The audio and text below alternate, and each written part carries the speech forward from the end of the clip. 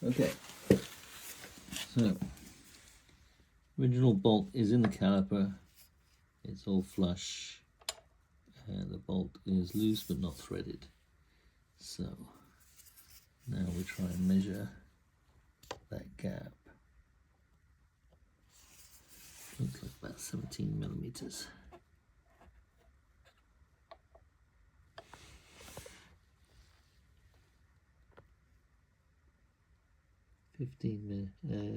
Yeah, 15 millimeters.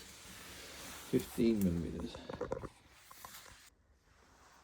So this is where the problems start.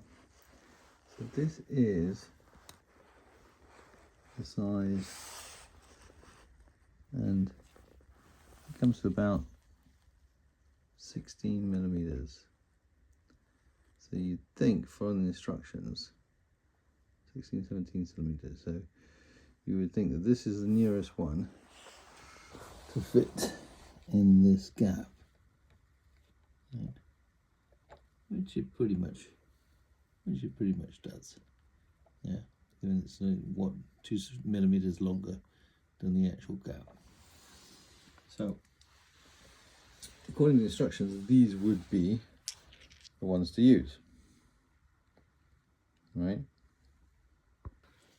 However, if you put this on and you try and put it together, the road lock hits the caliper and does not actually close the gap between those two. So I've got to use the larger spacer, which is the next one up, which is the larger spacer that comes with the pack. So now, using the largest spacer I have available, it looks like I now have a thread depth of about 14-15 millimeters. There's a 5 millimeter spacer down on the second one, so down here. So we'll get about the same. I'm trying to just line it up. Yeah. So there's a 10 plus some depth because the bolt goes into the road lock. So we are depth thread a little bit less than the original thread, and that kind of aligns with measuring the bolt against this outside. In fact, they've got a better line now, a better view. You can see it's about 15 now using the big one, so I think we're good to go. So I'm going to tighten these up, and I'm using the K, the 24 millimeter spacer, because the E1 won't fit and the C1 won't fit because the road lock hits the caliper.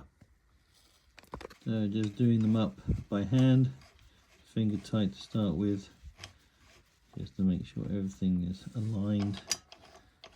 And I know that that does work. So I'll just do it finger tight and check it so you can see. Ideally, I'd have the front wheel off the ground so that you can turn it easily to just check everything. I'm gonna now put the lock in. I'll turn the lock fully clockwise. Looking at this, this needs a little bit of tightening up.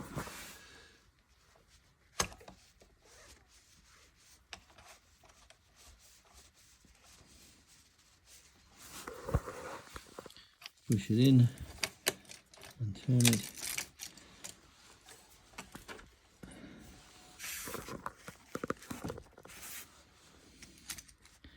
That's through. So now I'm going to take the torque setting wrench. 38 is, I believe, the setting for GSA 1300. So there you have it. All set up, torque setting correct. BMW GSA 1300 Adventure with a road lock in gold to match the wheels.